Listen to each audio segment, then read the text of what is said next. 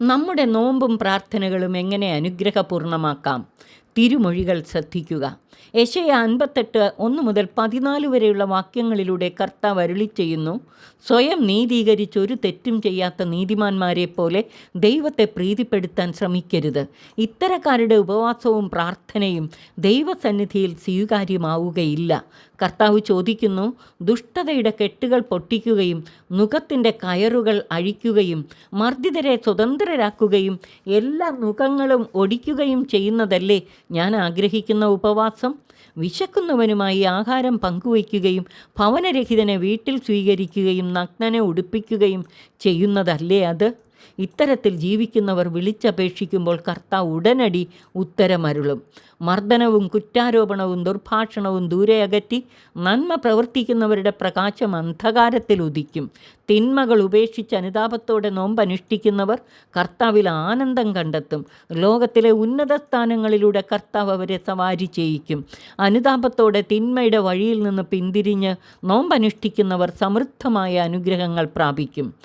ദൈവം നമ്മെ സ്നേഹിച്ചതുപോലെ നാമും പരസ്പരം സ്നേഹിക്കണമെന്ന് എടുത്തു പറയുകയാണ് 1 യോഹന്നാൻ 4:7 മുതൽ 21 വരെയുള്ള വാക്യങ്ങളിൽ.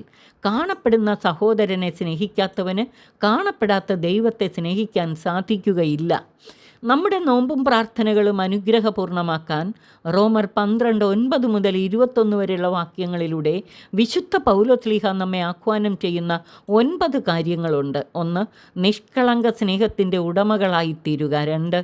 തിന്മയെ ദ്വേഷിക്കുകയും നന്മയെ മുറുകെ പിടിക്കുകയും ചെയ്യുക. 3. അന്യോന്യം സഹോദരതുല്യം സ്നേഹിക്കുകയും പരസ്പരം ബഹുമാനിക്കുകയും സഹായിക്കുകയും ചെയ്യുക. 4. ദൈവസ്നേഹ തീഷ്ണതയാൽ ആത്മാവിൽ ജ്വലിക്കുന്നവരായി കർത്താവിനെ ശുശ്രൂഷിക്കുക. 5. പ്രത്യാശയിൽ സന്തോഷിച്ചുകൊണ്ട് സഹനശീലരും പ്രാർത്ഥനയിൽ സ്ഥിരതയുള്ളവരുമായി വളരുക.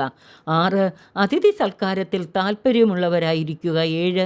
മറ്റുള്ളവരുടെ സുഖദുഃഖങ്ങളിൽ പങ്കുചേരുക. 8. പരസ്പര ഐക്യത്തിൽ എളിമയോടെ വർത്തിക്കുക. 9. പീഡിപ്പിക്കുന്നവരെ അനുഗ്രഹിക്കുകയും തിന്മയെ നന്മ കൊണ്ട് ജയിക്കുകയും ചെയ്യുക. പ്രതികാരം ദൈവത്തിന് വിട്ടുകൊണ്ട് ശത്രുവിൻ്റെ ആവശ്യങ്ങളിൽ സഹായിക്കുക.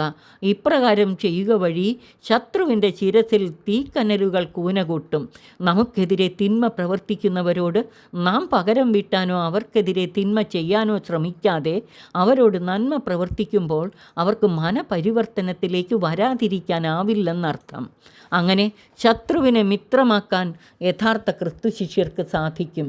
ഇപ്രകാരം നോമ്പുകാലം അനുഗ്രഹപൂർണ്ണമാക്കാൻ സർവശക്തൻ നമ്മെ സഹായിച്ച് അനുഗ്രഹിക്കട്ടെ. ആമേൻ.